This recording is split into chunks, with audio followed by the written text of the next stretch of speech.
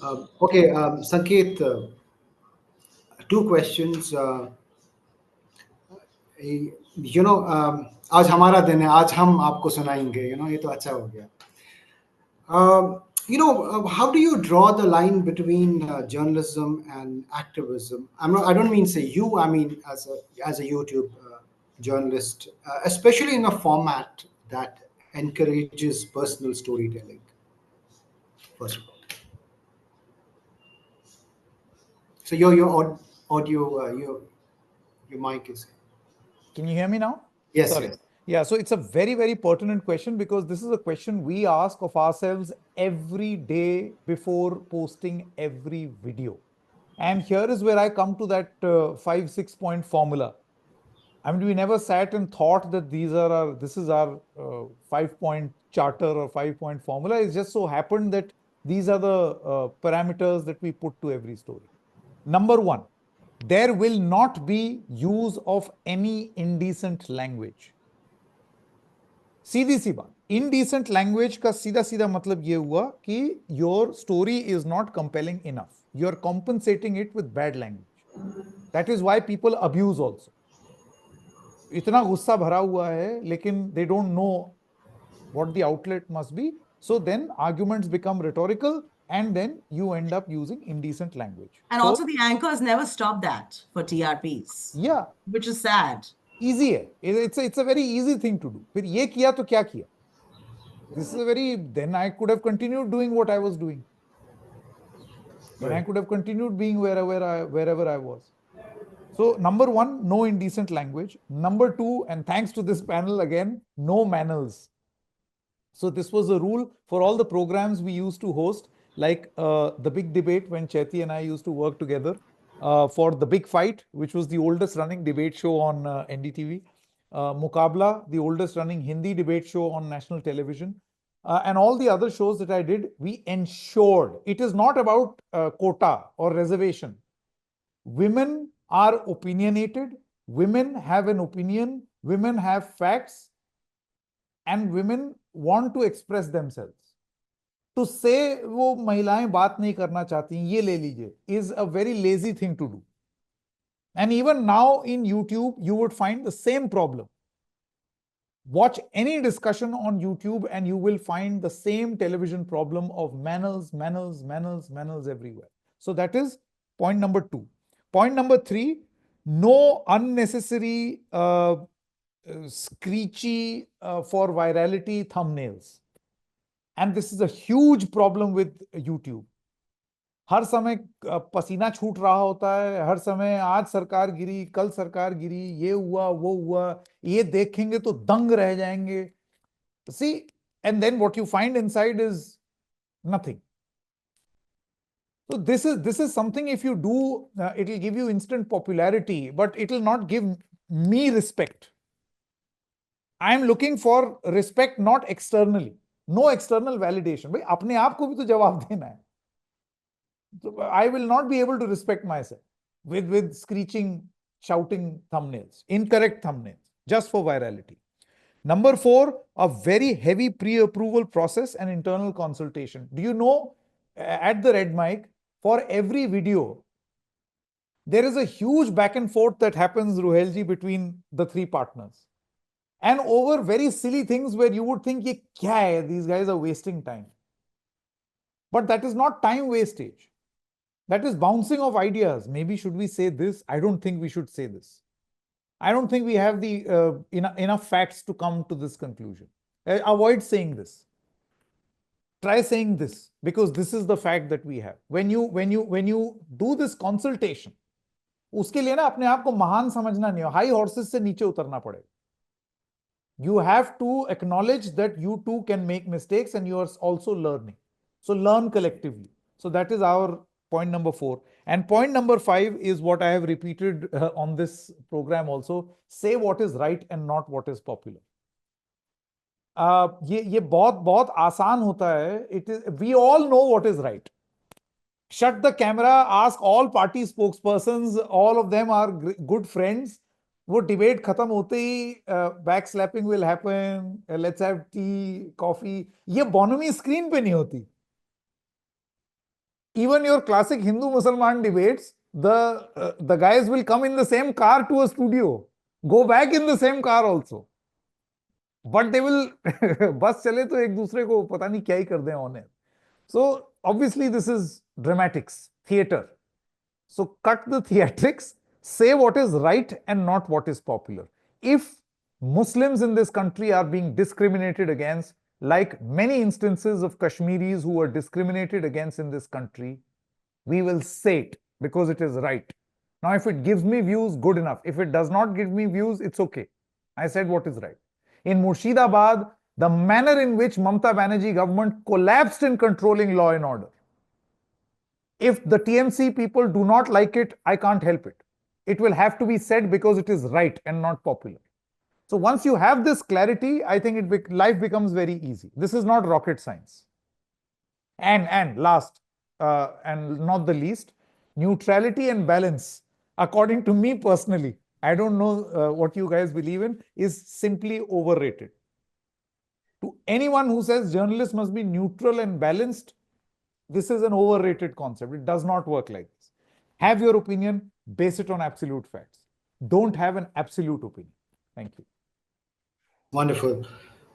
You raised some important points here, especially like, the content, the ethical part of it, putting the right, say, thumbnails, so that the content is exactly what it is seen. It is like, Charuji, should there be a regulatory framework or a code of conduct for YouTube content makers and journalists, dabbling with, showcasing news? And if so, what exactly do you envision it should be like? So, before we talk about speech regulation and before we talk about censorship in a way, I just want to agree with what Sanket ji has just said. And that's one of the reasons why Charu never has gone viral ever on social media. Because I have always chosen to say what I feel is the right thing to say and not the popular thing to say. So that sensationalism, that extra drama, that eye-grabbing caption you'll write on social media with a very ugly mug shot of the other spokesperson. I have never done that. I've been on television for 7 straight years now, debating every single day, and I still come across people who watch the news apparently every single day and say, "आपको तो हमने कभी देखा ही नहीं," या फिर सुनने की कोशिश नहीं करी. So I think the bottom line of being in the media space always has to be that you're there to win hearts and you're there to say the right thing and not to take pot shots at each other. And it's gone to a point where it is beyond control. There are very, very few people who draw that line and who can behave with dignity on television debates. And sometimes you want to be doing the right thing, you want to be saying the right thing. It just becomes extremely difficult in this ecosystem which is controlled by what is popular and what is going to grab a lot of eyeballs. So thank you for saying that, Sanketji. And I know Chaiti also followed that principle while she was still anchoring. Now she's moved into a different space. When we talk about censorship, I don't really think you can censor much in a democracy because that is what a democracy is, right? You need to have freedom of speech. But at the same time, that freedom of speech needs to be tempered with responsibility.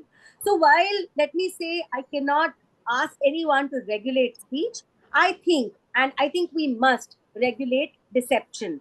So we need a compass of sorts, not a cage, which is going to put people in a box and not allow them to speak out.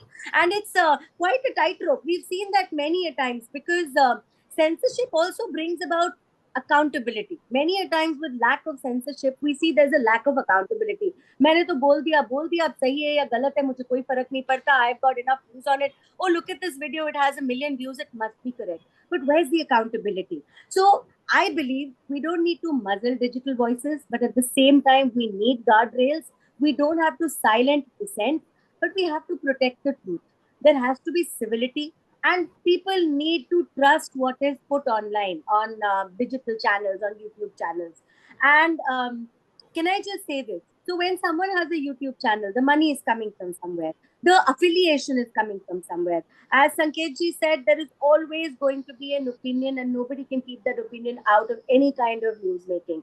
So can we have a disclosure of affiliations? Can we have a YouTube channel tell us that we are posting on behalf of Charu's political party or the opposition political party, or TMC gives us this content and that is what is being put online? Can we also have a disclosure of monetization? Who's funding you? If your post is a sponsored one, your audience deserves to know if this is a sponsored post or not.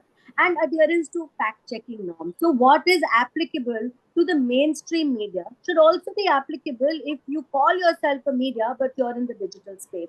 So that has to be there. There cannot be a leash, but we need a light.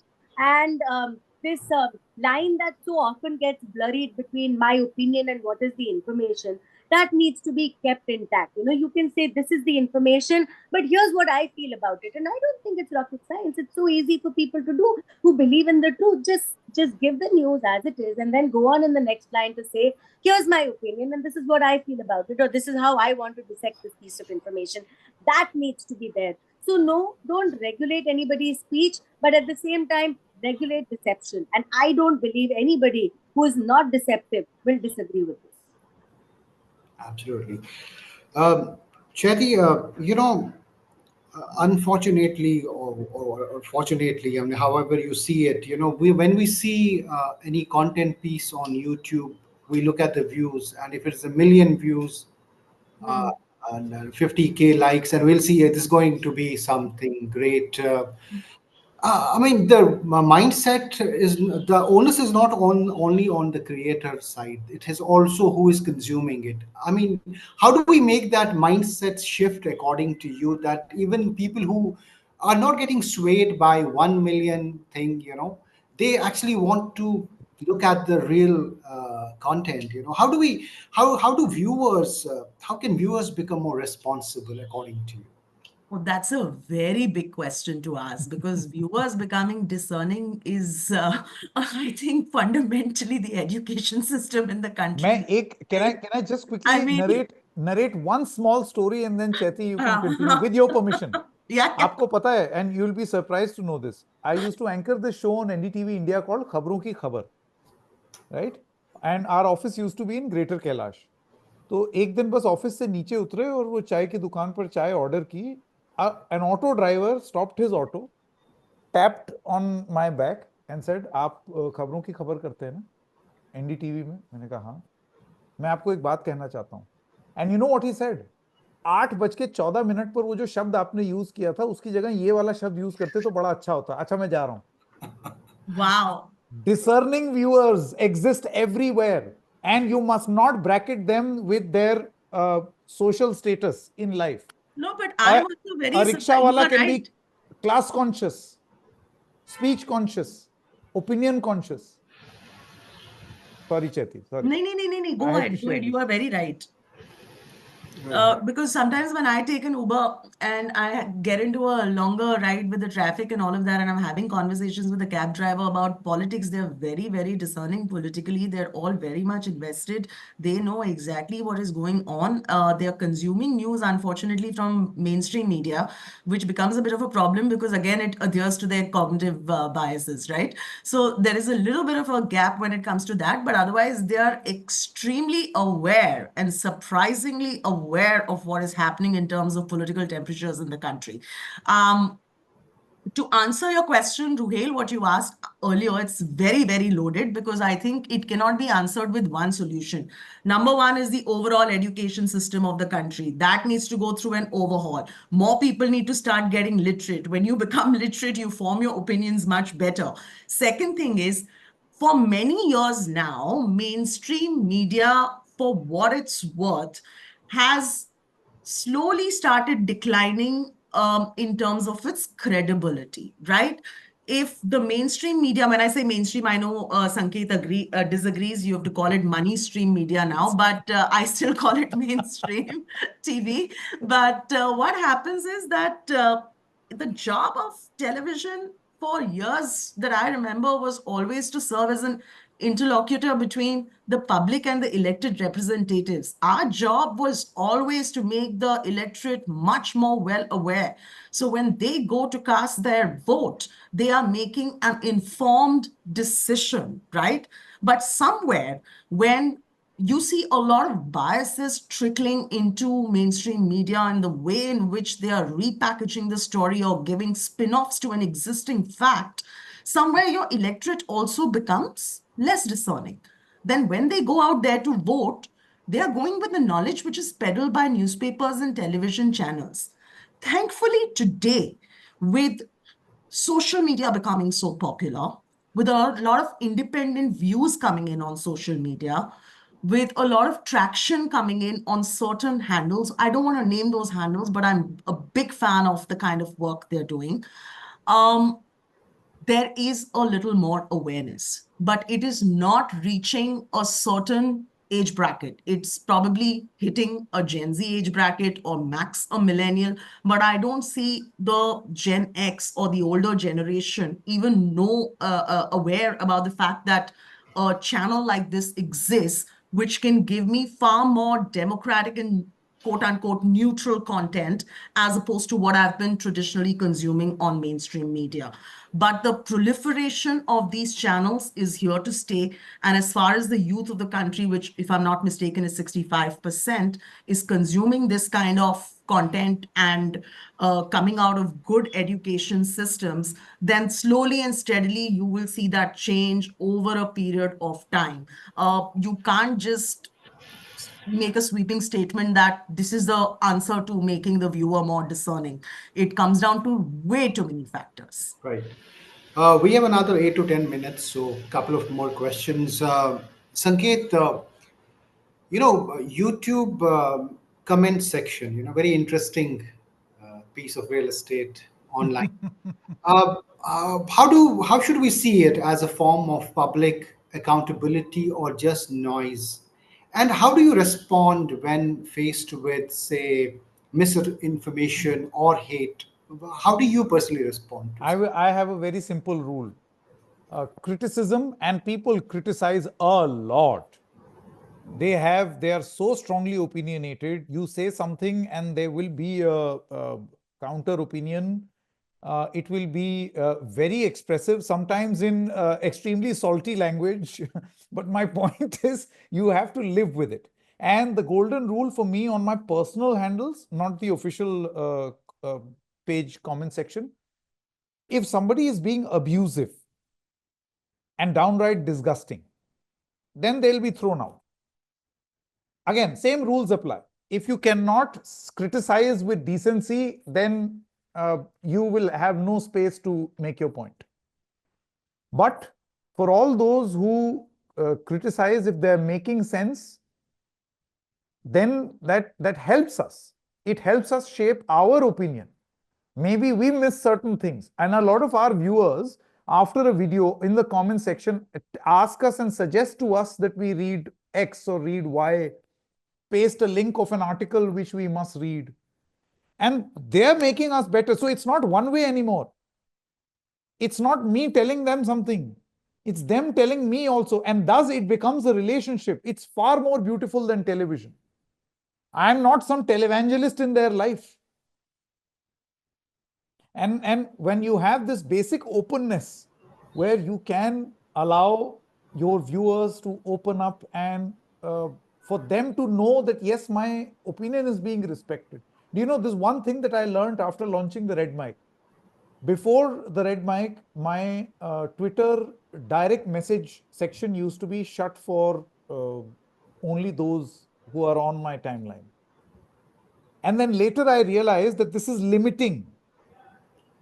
And then I opened it to everyone. And you'll be surprised, Rohel, that obviously there are a few people who write all sorts of stuff. I largely receive constructive criticism, sometimes praise, which feels nice, but largely constructive criticism. And it is shaping my personality, Rohel. So I have nothing but positive things to say about the comment section. You see, there will be those trolls, and it's very easy to identify trolls. and I've learned this now. A trolling ecosystem will say the exact same things in very bad language and will have no original ideation. You will notice that there will be a sudden barrage of 100 or 200 comments. They will all say exactly the same thing with variations of anger. नयापन नहीं होगा उस बात में. It's an IT cell activated, it will be right? designed to insult. And that is how you know that this is not to be taken seriously. However, if they are making some point, we consider that also. Suppose कोई इन्होंने बड़ी interesting fact वाली बात बता दी, गंदे तरीके से बता रहे हैं, तो जाके फैक्ट चेक कर लेंगे. अगर गलत हैं, सॉरी बोल देंगे. I can also make mistakes, no? As a journalist, despite all my checks and balances, what if I make a mistake? But my equation with my viewer or anyone will be that I should possess the power to say sorry, galti ho gayi. Instead of then brazening it out ki nahi, I was always right. No, I don't possess this Devik Shakti. I don't have this unlimited intelligence where I can never go wrong. So I'm very, very happy with the comment section, Rohit. Absolutely. I think we have just like 2 minutes. A quick comment, Charuji. Personally, like television or YouTube, by the way? When it comes to, sharing your opinions. I actually like my conversations on YouTube much more because I can say what I want. I can say it and it is received with a lot of respect. My only issue with YouTube is, and that's what I mentioned before, it's that trick of the algorithm, which I don't think I will ever learn to crack. And it's a big thing because if you're in the public space, your job is to be seen and to be heard. And if you're not able to do that, it's a problem. So I think I've reached a point on social media where I don't know how to crack this code of invisibility. So you can have a lot of followers, but if you look at the engagement on your post, that is driven by the algorithm, and the algorithm likes things which are disruptive, which are angry, which cause people to be rude to each other. The troll ecosystem, if it doesn't get activated, you're not going to be seen. But the troll ecosystem is such that we all take our time to get over it and to learn more about it. And I've finally gotten there. I'm very proud to tell you. My idea and my way of dealing with them now is that if I don't know you personally, you're not allowed an opinion. And usually when it is women, these opinions are never about a thought I shared or about my political ideology or a statement I made. It's usually very mean. It's usually very personal. And it is things that shouldn't even be talked about in, a political discourse, which is what I'm doing in the public space. But that's how it is. So the simple rule is if you don't know me, you're not allowed an opinion, sir. Not about me in person anyway. Right. Final comment from Chetty and then Sanket quickly. What would you advise, young journalists who are coming to YouTube and starting their own channels, or independent, journalists? What should they really look at while kind of looking at being responsible while reporting? If you're talking about young journalists, I would first say that go to a veteran first and learn under them. So if you're foraying first into YouTube straight without having any kind of formal training in print or television medium, not that television is the best training ground for you, but if whether you have worked with a newspaper or with a senior journalist to understand how to separate fact from fiction. Your basics need to be correct if you're young. Just don't jump into YouTube because it's making you money, it is making you popular. You are being able to create your own channel because it's so democratic. Go to somebody like a Ravish, go to somebody like a Sanket, go to somebody who is now from television come to or print come to YouTube. They've created a robust system where they are doing their journalism in the most respectable manner possible. Learn under them. Spend at least 2 to 3 years just learning under them. Once you have learned with them, then you can start your own channel, because there your credibility and your understanding of how stories are told will be much, much better. So my advice to young journalists would be, it's great to be on YouTube, it's great to be independent, but never ever discount having learned from people who you look up to, who are respected and who are veterans in this particular space. That's one thing that they must remember. Otherwise, they will make rookie mistakes. And those rookie mistakes will cost them their credibility eventually. The audience today is not stupid. They are going to be able to really tell if you are making such blunders, right?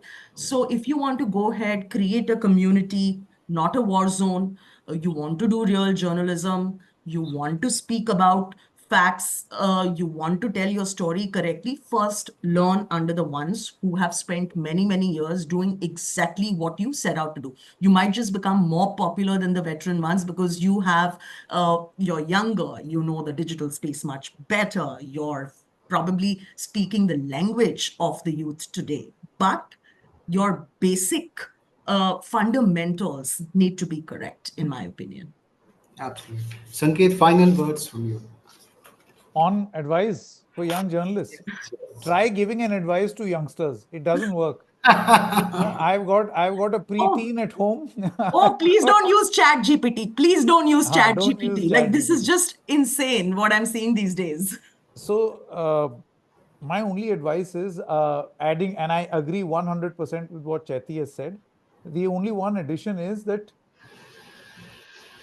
this whole ideological rant, no, I believe that this, please knock it off.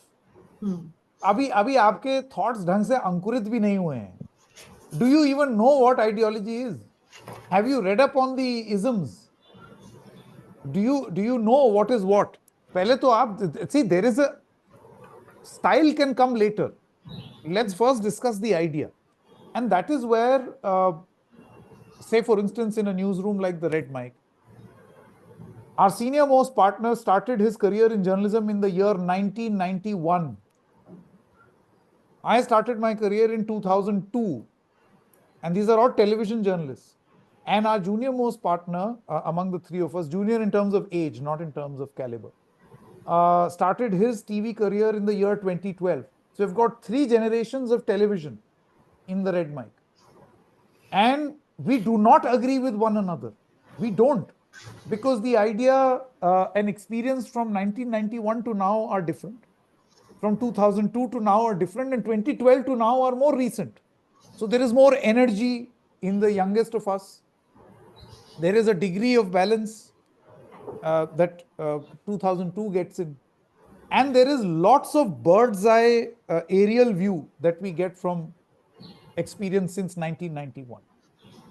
And when you combine all of this, you realize that for all the team members who are working with us, they will perhaps realize they may get irritated with us, the colleagues that we have at the Red Mic, but eventually they will realize that hopefully this will shape them as it is shaping us even now. So for all the youngsters who are coming in, this is fantastic advice to always learn from experiences, know from people, and keep an open mind. And you shut your mind the moment you say, I believe. How do you believe? Where does this belief come from? Has it come from experience? No.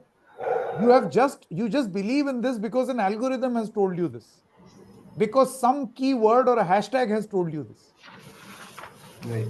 So that is one little advice. So, even one last thing I want to say, even the last magazine that I was the editor of, I had youngsters in my team who used to come and tell me, let's not put this out on social media. This is a great story, but I don't think we should be putting it out on social media. And I'm like, why? But it's a great story. You have to put it out.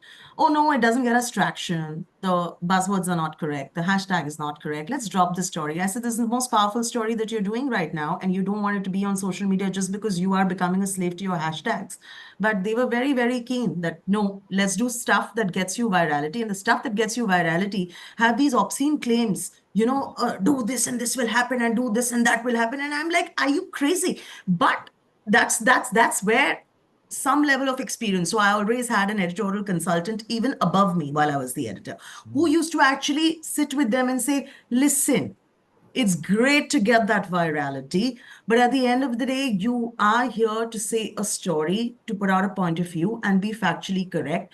algorithms can come in much, much later. So I think that's something that everyone needs to understand, realize that it's a balancing act. I'm not being idealistic here. Do a balancing act, but just don't discard the good stuff because it's not going viral or not getting you quote unquote traction on social media.